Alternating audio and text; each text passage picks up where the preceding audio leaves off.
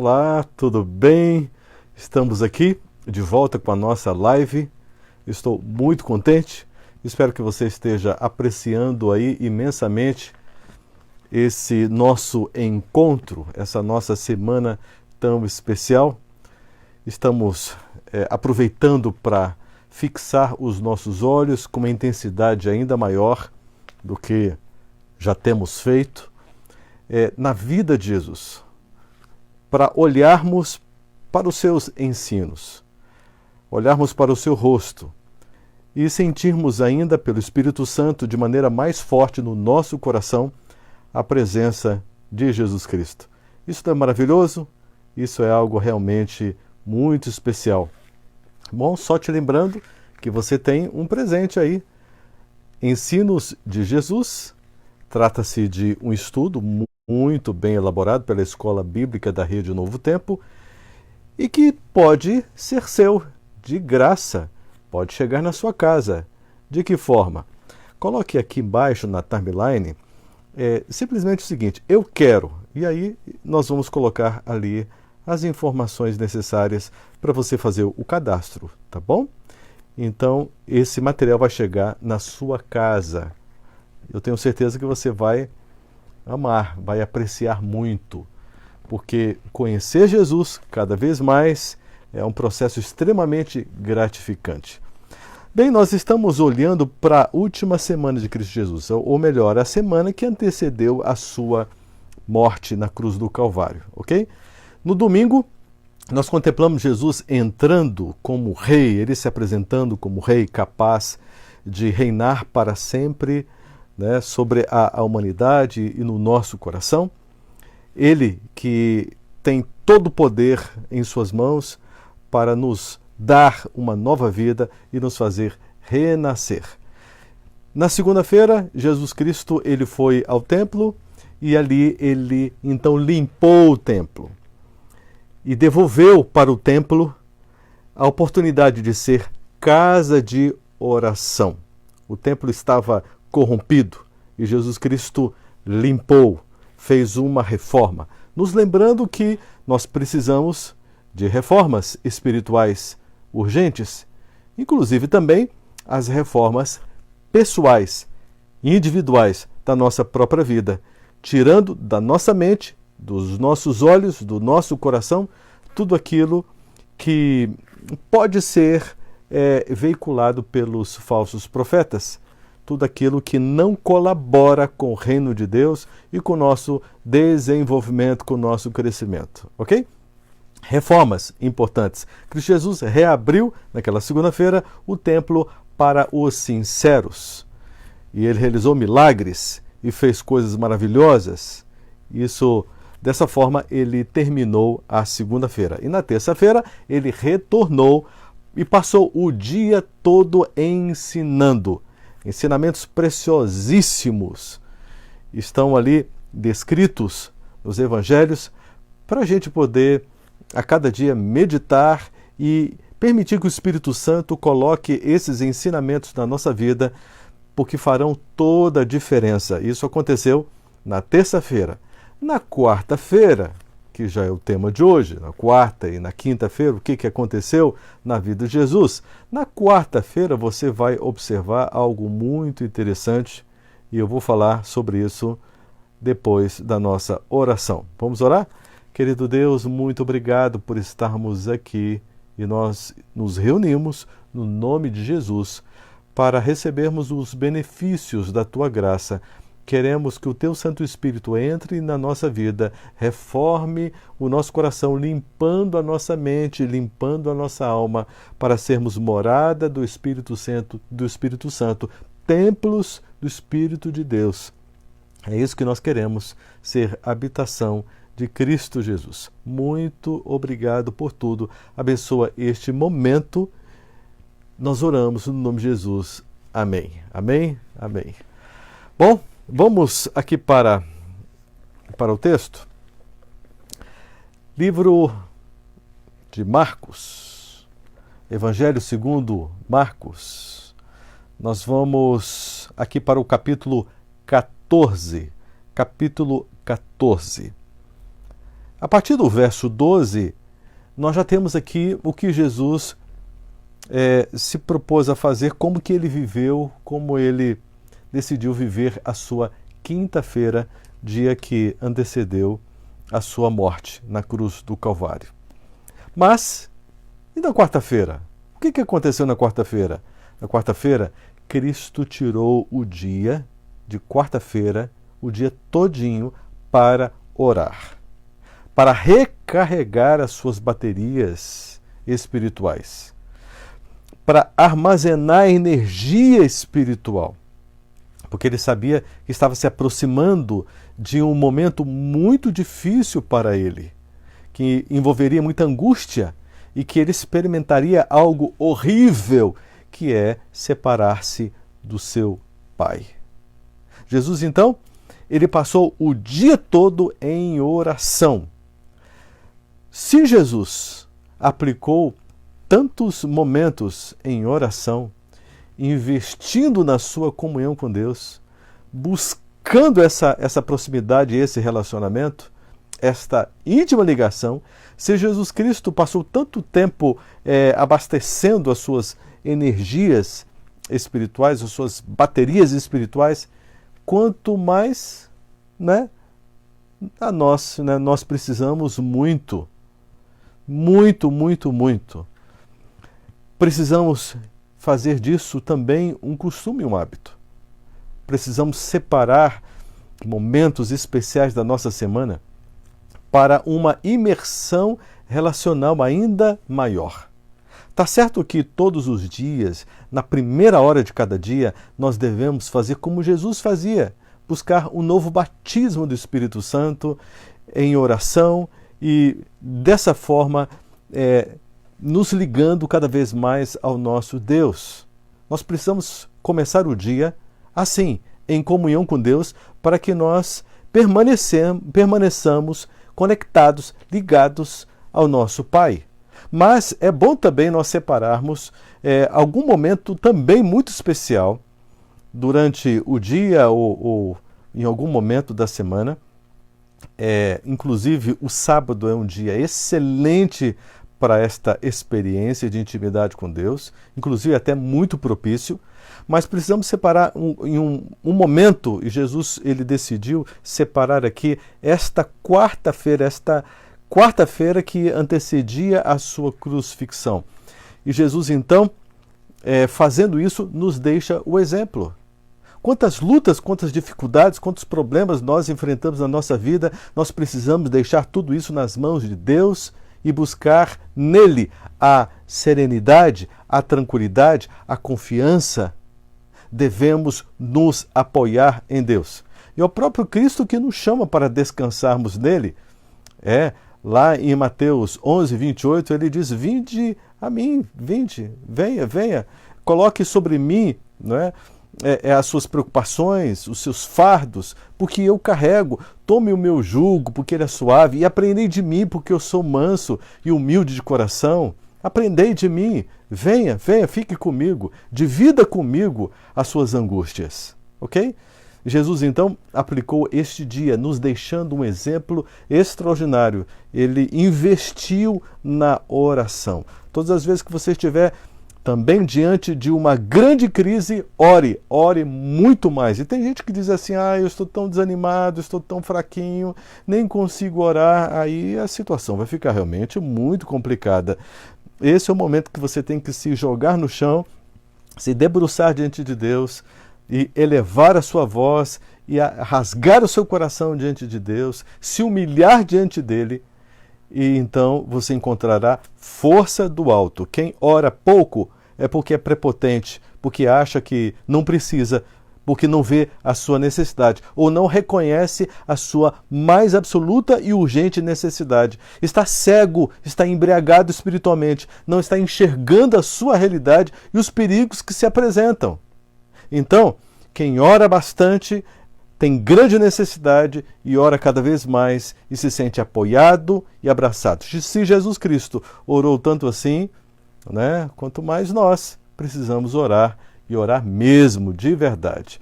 Esta foi a quarta-feira de Cristo Jesus, na oração, investimento total na oração, na comunhão com o Pai. Agora, na quinta-feira, vamos fazer um passeio aqui. Na quinta-feira, aqui diz no verso 16, capítulo 14 de Marcos. No verso 16 diz assim, saíram, pois, os discípulos, foram à cidade e, achando tudo como Jesus lhes tinha dito, prepararam a Páscoa. Jesus deu todas as instruções e os discípulos obedeceram. E tudo que Jesus disse que aconteceria, o modo como eles encontrariam o espaço, o local e todos os detalhes para este preparo, tudo aconteceu. E aqui a gente aprende algo muito especial. Se nós sempre fizermos na nossa vida tudo que Jesus nos orienta, nós sempre teremos segurança e nunca nos surpreenderemos com qualquer coisa negativa ou ruim, porque tudo dará certo. Mesmo que alguma coisa aparentemente não dê certo, fazendo a vontade de Deus, não é? Como Paulo diz em Romanos 8, 28, todas as coisas contribuem para aqueles que amam a Deus, contribuem para o bem daqueles que amam a Deus. Ok? Agora, a partir do verso 17, nós presenciamos ali já na reunião da Páscoa. Aliás, a Páscoa foi instituída com a saída do povo de Israel do Egito. E Deus instituiu a Páscoa que envolvia sangue, derramamento de sangue, a morte do cordeiro. Eles deveriam cerimonialmente comer um pedaço dessa carne, deveriam comer pães asmos, ou seja, sem fermento, que simbolizava sem pecado o corpo de Cristo Jesus. Ervas amargas eles deveriam comer, beber, porque eles deveriam se lembrar dos tempos de tanta angústia, de tanta amargura que eles viveram no Egito. Mas a Páscoa era um emblema que apontava diretamente para o libertador, o Messias, que haveria de vir à terra para libertar o povo de Deus do jugo, da escravidão, do pecado e assim por diante. Então a Páscoa era um anúncio e Cristo Jesus estava aqui no dia da Páscoa e ele estava exatamente no momento em que a Páscoa se realizaria na vida dele, porque ele, Cristo Jesus, era o Cordeiro Pascal, o Cordeiro de Deus que estava ali para tirar, né, o pecado do mundo, de sobre o ser humano. Então, este momento era um momento muito especial, porque Cristo Jesus estava diante do anúncio, e nesse momento ele institui a Santa Ceia. A Páscoa anunciava a morte de Cristo Jesus. E a Santa Ceia é uma lembrança do que já aconteceu. Então a Páscoa anunciava o que iria acontecer, mas a Santa Ceia para nós hoje nos lembra o que aconteceu. Essa é a diferença, porque nesse momento, nessa comemoração da Páscoa, Jesus instituiu a Santa Ceia. Mas ali entre os 12 havia um traidor. E Jesus, então, com muita dor no coração, faz essa revelação.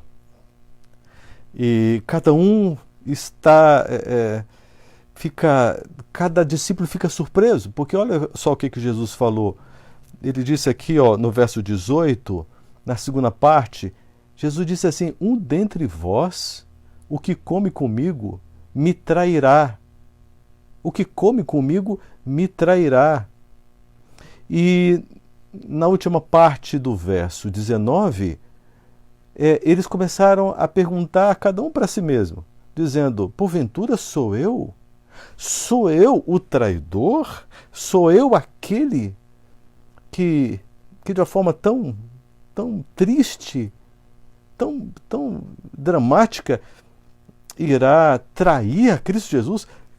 Cada um começou a fazer um exame de consciência. Mas o traidor estava ali e Jesus estava apresentando o que iria acontecer. É muito triste, porque o traidor era um daqueles que estava comendo com Cristo Jesus. Sabe, quando nós sofremos essas traições, dói muito o coração e dói demais quando o traidor é um cônjuge. Sim, que come, né, ali conosco. Ou o traidor é um filho, ou um ente querido, ou um amigo muito chegado, ou um colega de trabalho, ou alguém da igreja, um irmão de igreja. Sofrer uma traição é algo muito doloroso. Cristo Jesus, ele conheceu o que significa ser traído. Ele foi traído por uma pessoa que ele considerava muito. Ele tinha Judas de uma forma muito especial, e Jesus naturalmente estava se referindo a Judas, não é? E aqui no verso 21 diz assim: ai daquele por intermédio de quem o Filho do Homem está sendo traído, melhor lhe fora não haver nascido. Palavras muito fortes, muito fortes. Bom, a Santa Ceia deu sequência, Jesus apresentou símbolos novos. O pão deveria representar o seu corpo, né, que seria comido de uma maneira simbólica, seria comido. Jesus, algumas vezes ele disse: quem não comer da minha carne, quem não comer do meu corpo, se apresentando como um cordeiro pascal. Mas agora é um pão que está sendo utilizado como símbolo, nos lembrando que nós precisamos do corpo de Cristo Jesus e precisamos também do sangue de Cristo Jesus, que era representado ali pelo suco da vide, suco de uva, né? Um cálice foi compartilhado e eles puderam beber, então simbolizando o corpo de Cristo e o sangue de Cristo Jesus. Quem não fizer uso da provisão da graça, quem não receber a Cristo Jesus, quem não tomar posse do sacrifício de Cristo Jesus, esse não terá a vida eterna. Mas todo aquele que comer da carne de Cristo Jesus e beber do seu sangue, esse terá a vida eterna. É claro que isso dentro de uma linguagem simbólica. E eles viveram ali um momento da Santa Ceia, um momento de uma restauração espiritual e um fortalecimento de toda a estrutura espiritual. E o verso 26, tendo cantado o hino, saíram para o Monte das Oliveiras. Ok? E, olha só, Pedro ele é avisado no verso 27, e ele não aceita, ele se garante, ele acha que ele pode, e no verso 29 ele diz assim: ainda que todos se escandalizem, eu jamais me escandalizarei. Eu jamais o trairei. Olha a convicção de Pedro, tão precipitado. E Jesus disse: 3 vezes você me negará. E na terceira vez o galo cantará. E você, Pedro, se lembrará disso. Olha como Jesus foi tão preciso, e todo esse tratamento espiritual foi para recuperar a Pedro, né? O tão precipitado Pedro, e finalmente Jesus foi com seus discípulos para o Getsêmani, e ali no Getsêmani Jesus ele adentrou um pouco mais além com 3 discípulos, Pedro, Tiago e João. E Jesus Cristo estava profundamente angustiado, e ele pediu socorro espiritual, ele pediu cobertura espiritual, ele pediu esses 3 muito achegados a ele para que pudessem interceder por ele, orar por ele, mas os 3 dormiram, e dormiram 3 vezes. 3 vezes foram despertados, 3 vezes dormiram. Você já reparou que antes de nós negarmos a Jesus Cristo, primeiro a gente tem uma experiência de sonolência espiritual, a gente dorme espiritualmente. É por isso que nós necessitamos do despertamento espiritual, porque quem está acordado espiritualmente não negará a Cristo Jesus, mas quem está acomodado, quem está na letargia espiritual, quem está embriagado espiritualmente, quem está embriagado pelo sono espiritual, esse trairá a Cristo Jesus. E isso aconteceu. Isso aconteceu na sequência. Pedro, então, viveu uma experiência muito triste. Mas, neste ínterim, entre ali a cerimônia da Santa Ceia, o local ali da Santa Ceia, até o jardim, nesse caminho, Jesus aproveitou para ensinar. E nós vemos alguns ensinamentos aqui, em João 14, ele disse assim: não se turbe o vosso coração, credes em Deus, crede também em mim. Na casa do meu pai há muitas moradas, se não fosse assim, eu vou-lhe teria dito, pois vou preparar lugar para vocês. E quando eu for e vos preparar lugar, voltarei e vos receberei para mim mesmo, para que onde eu estou estejais vós também. Apresentou a promessa da segunda vinda dele à terra, agora com grande poder e glória para buscar os seus queridos filhos. Cristo Jesus, ele está ensinando, ele está caminhando para o Getsêmani, ele está indo para lá e ele está ensinando os seus discípulos, e ele fala no verso 16 sobre o Espírito Santo, a pessoa do Espírito Santo, como o outro consolador que deveria ficar com a humanidade durante todos os dias aqui. Depois ele chega no capítulo 15 de João e fala sobre a videira verdadeira. Ele apresenta uma proposta maravilhosa de intimidade. E ele diz no verso 4, permanecei em mim e eu permanecerei em vós. Jesus faz promessas lindas, maravilhosas e convoca os seus discípulos, aqueles discípulos ali e os seus futuros discípulos, a amar as pessoas incondicionalmente. Depois do capítulo 16 ele volta a descrever a obra do Espírito Santo, e no verso 8 ele diz: e ele convencerá o mundo do pecado, da justiça e do juízo. E no verso 13 ele chama o Espírito Santo de o Espírito da verdade, fala sobre o ministério do Espírito Santo. E finalmente, a partir do verso 25 do capítulo 16 de João, Jesus ele faz dá as suas últimas palavras de despedida, e ele, no verso 33, ele diz: no mundo passareis por muitas aflições, mas tende bom ânimo, porque eu venci o mundo. E Jesus, então, conclui com uma oração ali sacerdotal, e ele ora por mim e ora por você. Depois ele vai para o Getsêmani, e no Getsêmani ele experimenta um momento de intensa agonia, tanta agonia, que ele se rende diante do Pai. Enquanto os seus discípulos dormiam lá, Jesus está na aflição. O peso dos pecados da humanidade já estavam vindo sobre ele. Ele estava assumindo a nossa culpa. Esmagadora culpa sobre ele, de toda a humanidade. Um fardo, um peso muito grande. Com um agravante, Jesus Cristo estava se vendo sozinho, desconectado do Pai por causa dos nossos pecados sobre ele. Ele deveria sozinho levar este sacrifício até o final. Ele se sentiu tão angustiado que ele disse: Pai, se possível, passe de mim esse cálice. E o Pai disse: não tem jeito, não é possível. Para salvar a humanidade, para cumprirmos o nosso propósito de amor, é preciso que você siga até o final. E Cristo Jesus, com a sua vontade rendida ao Pai e com o seu coração repleto de amor, ele segue com o seu sacrifício e vai até as últimas consequências. O que falta para você entregar seu coração para Jesus? O que está amarrando você?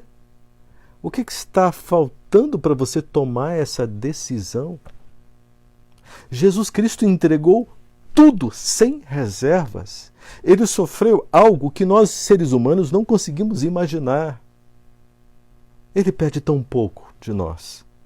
Ele pede que nós nos entreguemos de todo o nosso coração para Ele.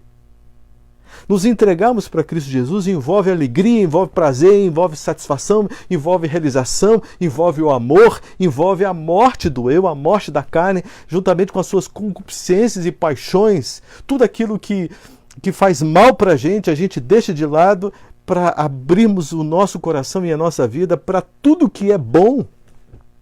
O convite de Cristo Jesus é algo maravilhoso, é para a vida e vida eterna. Você aceita Jesus Cristo como seu Salvador? Sem reservas? Ok. Louvado seja o nome do Senhor Jesus Cristo. Vamos orar agora? Querido Deus, nós estamos aqui entregando esta pessoa tão especial que custou o sangue de Cristo Jesus, que está ouvindo agora, assistindo a este vídeo. Aceite, Senhor, esta pessoa tão linda, que lhe é tão cara. Aceite esta entrega. Ela está novamente dizendo em seu coração que o aceita, que o deseja e que quer amá-lo intensamente. Senhor, abraça-nos, receba-nos para a tua honra e a tua glória. No nome de Jesus. Amém. Deus te abençoe, Deus te guarde. Não se esqueça, amanhã nós concluiremos a nossa jornada aqui, renascidos. Tudo que Jesus fez proporciona um novo nascimento, um novo coração. Deus te guarde, Deus te abençoe. Tchau, tchau.